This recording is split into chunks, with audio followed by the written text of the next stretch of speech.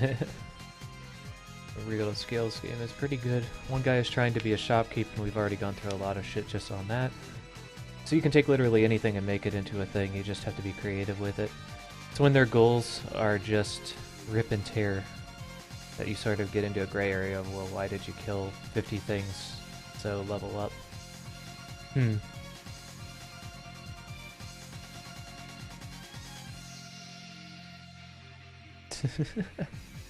Apparently Gloria Battle never sees any spiritual attributes. Dims the brakes, I guess.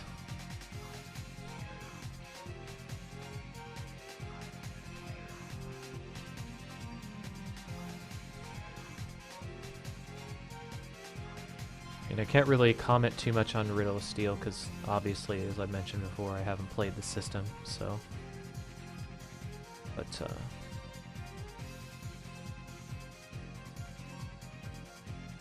But as I mentioned, again, as I mentioned before, I've heard that it's a pretty decent system, though.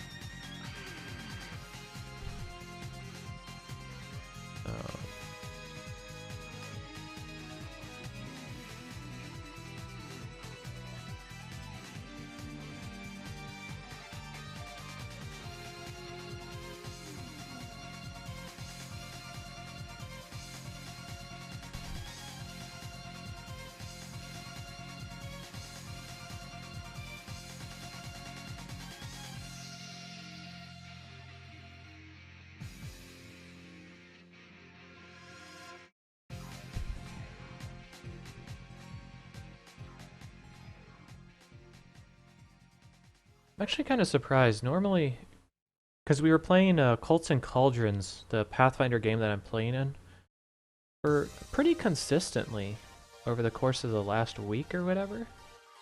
It seems like we've hit kind of a snag or something. Kind of wondering when we're supposed to be playing next time. I know that the DM was trying to create content for the next few sessions. So maybe that's the issue. He just hasn't caught up yet. A little concerning, though. Let's get rid of you, because you're not shaped well enough.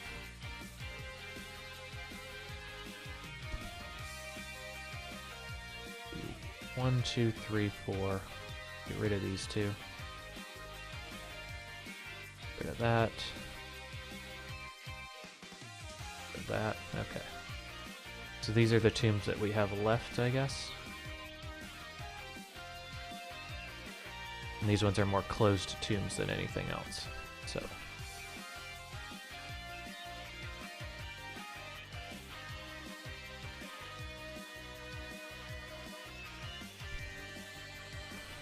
Size these up as medium. Let's start placing them, I guess.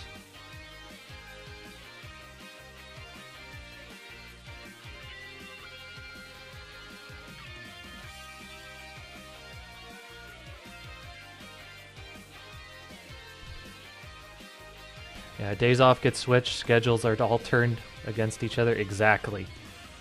That is, quite frankly, the life of DMing as an adult, you know? I mean, it's like you're so much better at planning and everything as an adult for the actual adventures, but there's just no way planning around real life is the issue. And finding a group of people that can all get their schedules in line and stick to it isn't always available, you know?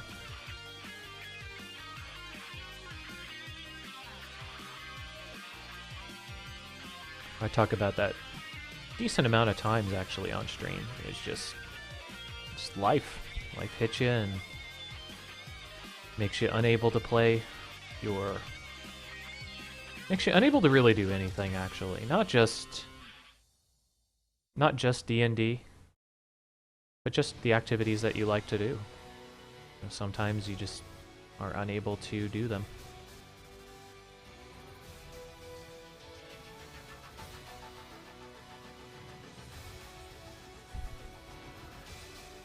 I'm already seeing kind of an issue emerging with these rooms. And that's if you notice right off the bat, we're seeing that these tombstones are making it hard to move with the pillars in here. Because this isn't technically a space, like it'll have to be difficult terrain.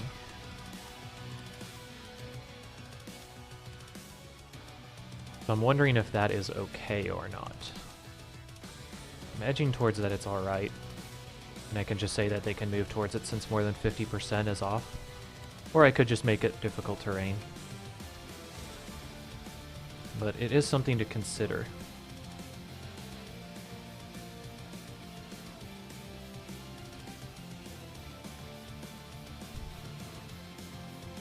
Okay, tokens. Move these guys back into place.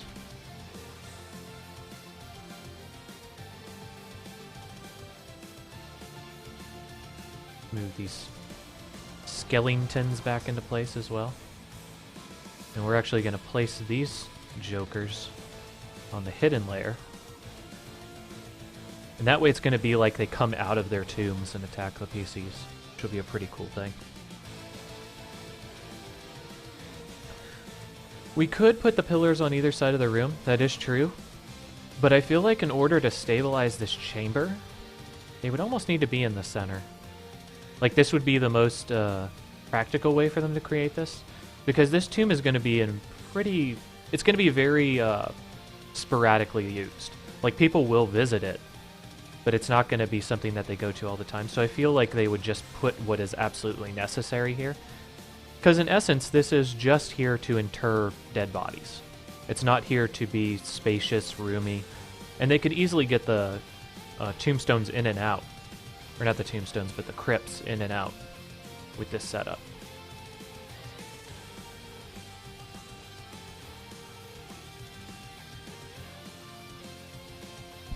So I'm kind of trying to put the pillars places where you would naturally want to support a structure. You'll notice here there's a little bit more than probably it needs, but that's because I want to create effect. I'm probably going to make a statue right here, so it's going to have like a nice artistic theme to it. Alright, that's cool.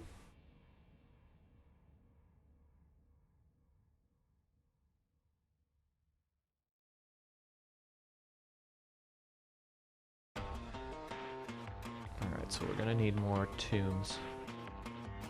And I think for these ones, we're just going to have the flat normal tombs. So we're going to change the size. We're going to make these medium. Get rid of these ones. We have enough fancy ones. Make this one medium as well, and then we can kind of choose between those two. This one I'm not going to use. We also have a dwarf tomb for a little bit of variety if we so choose, which I'm actually kind of liking. Maybe we'll toss him as... Actually, we're going to go ahead and put him as kind of a figurehead here.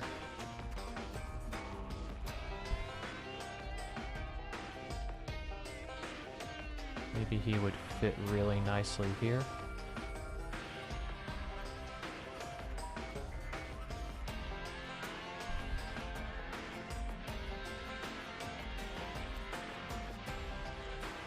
Like it.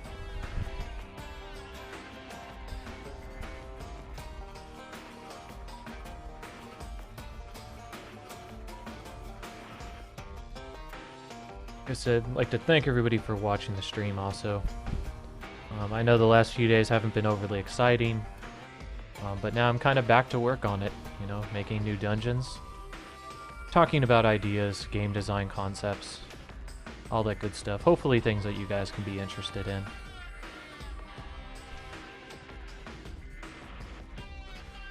Maybe once some of the more naturals come in here, like maybe Valinus or whatever, we could kind of jokingly commentate a League game, a League of Legends game that's on just like the main page or something, just for fun. But as it stands now, we're just going to go ahead and work on this stuff, I guess. But hopefully you guys are having a good time, or at least a tolerable time.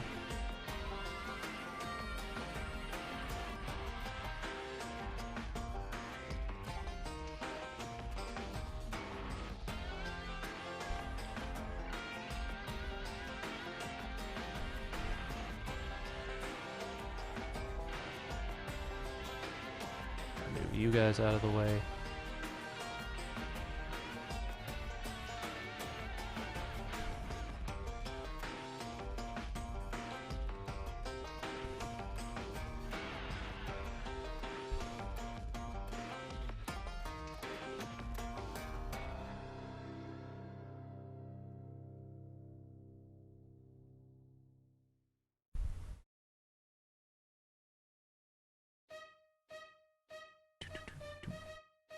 That Pokemon theme.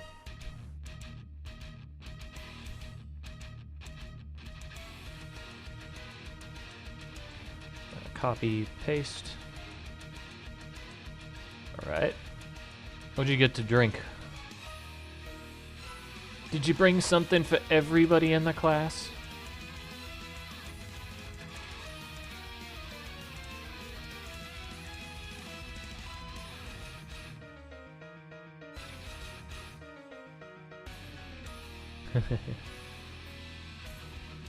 Yeah, that can happen.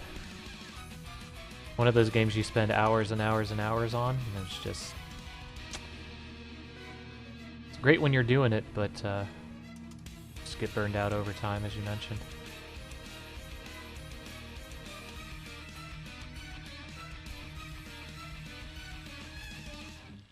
So we're just going to populate kind of the sides of this with more crypts.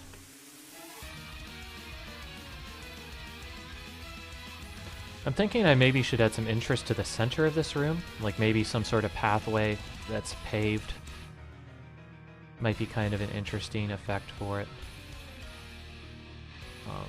Show a little bit of reverence for the tomb that they're in. I'll have to see what type of effect that has, because we don't want to make this look too classy, because again, it is mainly here to store, you know, the dead. Not to be decorative and fancy. But that is an option. As much as I really like the way this looks, I think I'm just going to get rid of it. I just don't see a way that we can shove that in there. I don't think we're going to need portals. I think these are still on the table, but I'm also really edging that we're not going to find a place for them either. So we're going to save. Let's grab a Coke. Got Woodchuck and Heineken. What's a Woodchuck? Like, what type of beer is it? I've never heard of that one before.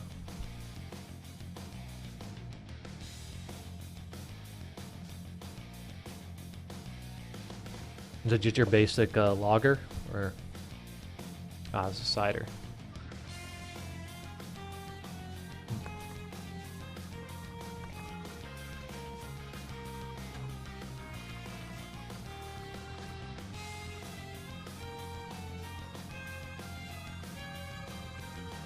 So King, like, where are you? Where do you come from? You US or you Europe? You just North America?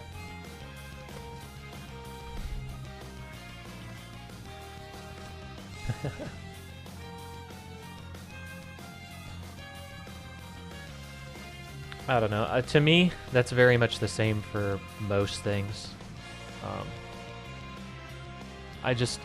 It's very hard for me to drink light beer. It's pretty hard for me to drink lagers as well, just because so many lagers are very flavorless, I guess you would say. Which is very odd, because they're always so easy for people to drink, and then you hand them something with a lot of full body and flavor, and it's just, it's like blech to them. But as I've gotten older, unless I'm going to a barbecue, like, my all-purpose, like, just refreshing beer is like a Dos Equis, like a Spanish lager, because if you're just trying to get refreshed and to just drink, it's a pretty good one to have. My all-purpose just drinking beer would probably be Newcastle. It has a lot of flavor. It's almost like drinking soda to me. Like, it's that sweet. But if I really want to drink a beer and enjoy it, like enjoy it, I usually grab stouts or porters. What else? Stouts and porters are really the big ones, actually.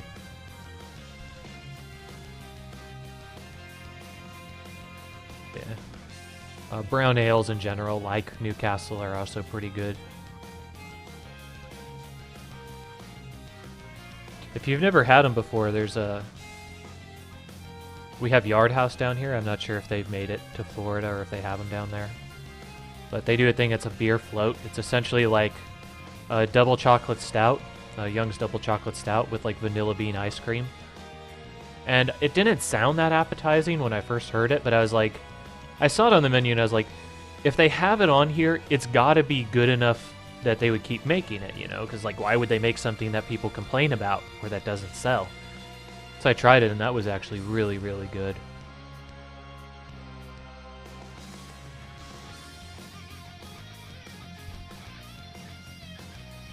Sponsorship. Can I get those? Can I get the sponsorship now for Yard House? I mean, they could just pay me in beer if they want to do that.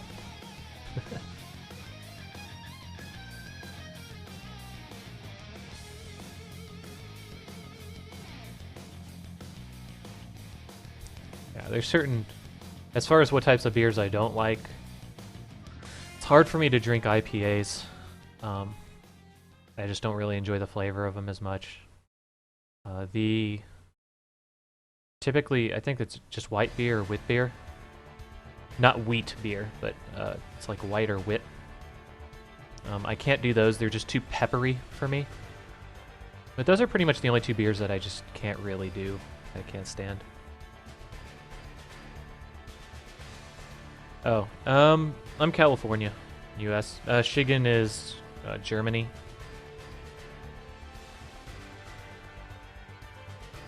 So I don't know if he's gonna be like, I don't know if he's gonna go all elitist German beer on us or not.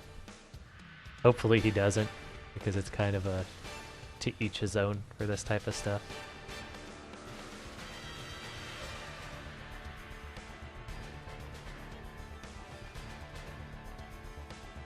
I mean, I say that in jest, you know, but it just amazes me how many people, like everybody says that shit about Americans. I've met plenty of foreigners that have also been a lot like that. Hold on a minute, guys. I actually got a phone call as well.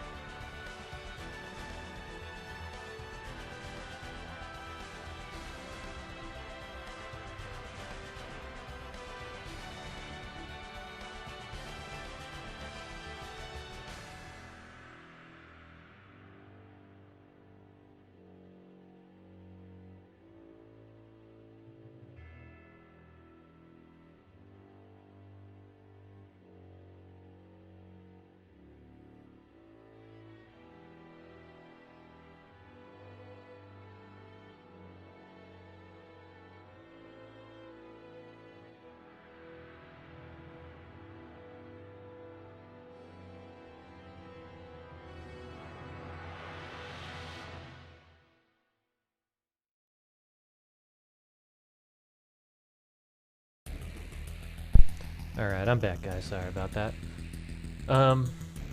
Yeah, to me, it's just... I've been really unimpressed with a lot of beers that I've tried. And that's not to say that I'm very, like, just unusual picky. It's just I don't think... I think many of them taste the same. You know, or taste so very similar that it's just not worth your time to invest to develop your palate to tell the difference. Um,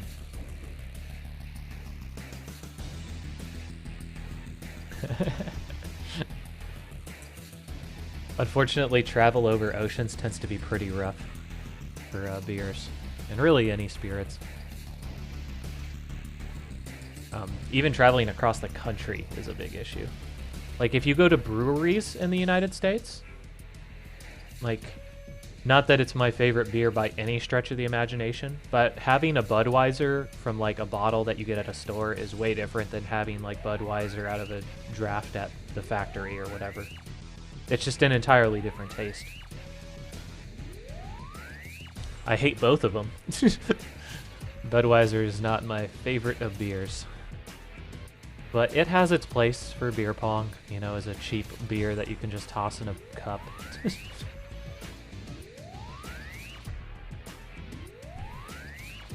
I've also heard that, like, every country hates their national beer. Like, especially the ones that, like, get exported. Like, there's plenty of Aussies that I've talked to that are like, nobody drinks Foster's, it's fucking terrible. We don't know why that's the beer that you guys get. You know, we ship out Budweiser and Coors and Miller. I think Molson's is Canadian, and that's terrible too. It's just, ugh.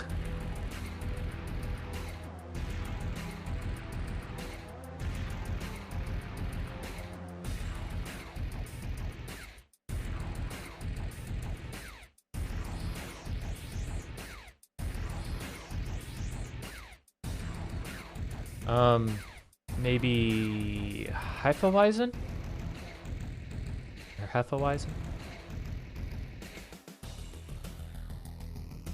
There's a few different types of wheat beer, but that tends to be one of the most common. Yeah. We got a really, I think it's a really decent one here. It's called, it's the Widmer Brothers one. It's unfiltered, is probably its biggest characteristic visually. So it's not like a clear Hefeweizen, it's, you know, cloudy. And that was like probably the first Hefeweizen that I've tried, and really good, especially if you haven't had Hefeweizen with orange. It is excellent. I like never drink it without it. It's almost like drinking a Spanish lager without, you know, a lime or something. It's just, you can do it, but it's so much better with it. Personally, I find when I drink Spanish lagers with lime, it tastes kind of like a cereal we have in the States called Fruity Pebbles.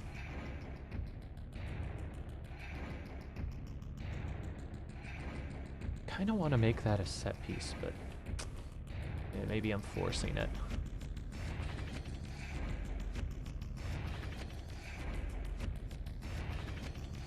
Yeah, it's just such a clashing color.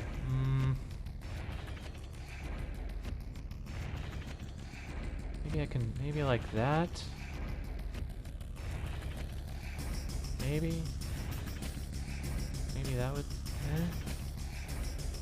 yeah, sure. Maybe. Hold on. Let's arrange it to back. And then back. Yeah. What do you guys think? You think that's like, I might need to what's it called? Resize it. What do you guys think?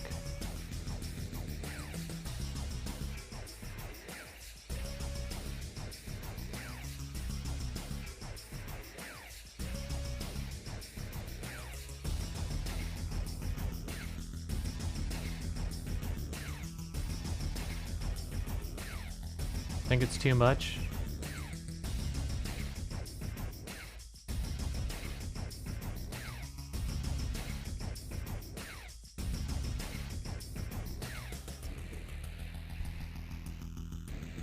I kind of imagine this almost like a protection magic placed over the two to like guard it. Kind of what I think it might look like.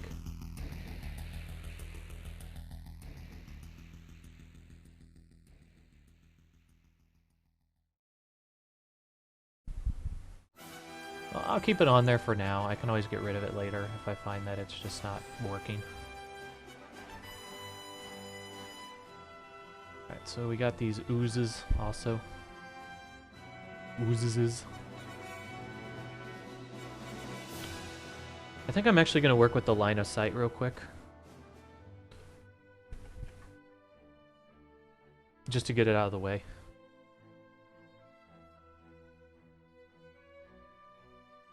So if you're wondering how you do line of sight inside of map tools, pretty simple. For this part, I'm just drawing what's called a skybox. It's basically just setting the outer limits so that in case I leave something on the artboard, like the outer edge, they won't be able to see it. Just keeps everything nice and clean. That way they also don't just stare off into nothingness for periods at a time. Alright, so right now we're just going to do almost a very quick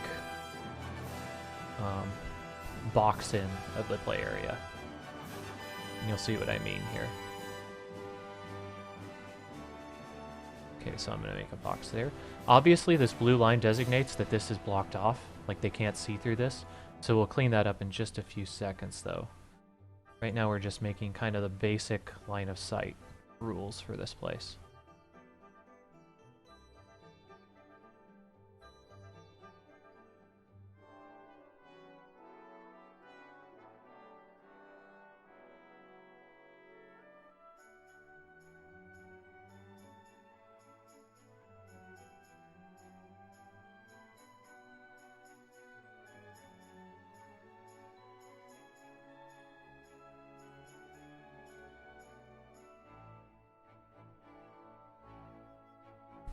This right here will block off being able to see this passage, so that was how we're going to make it a secret passage, essentially.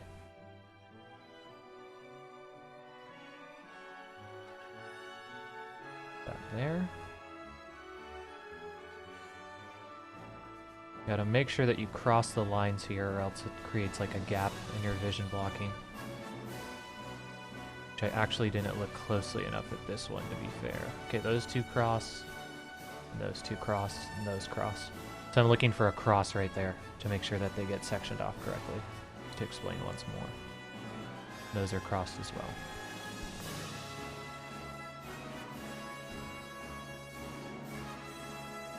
Yeah.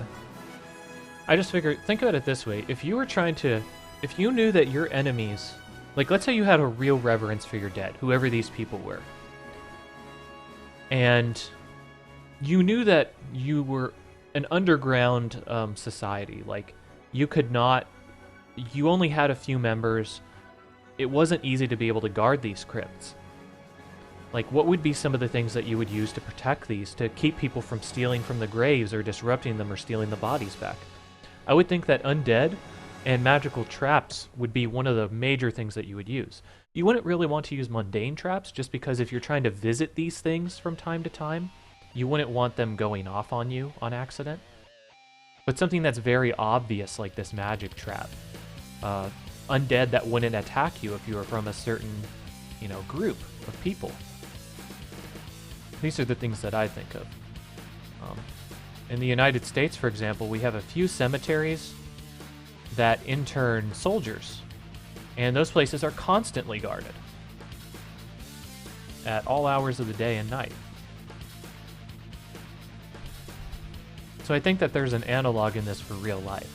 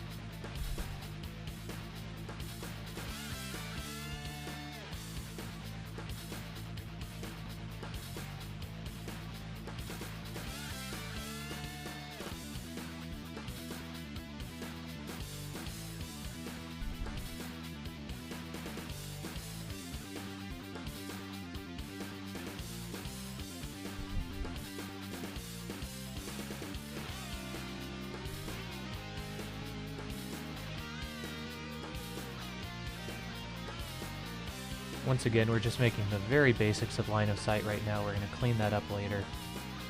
For now, this is good enough.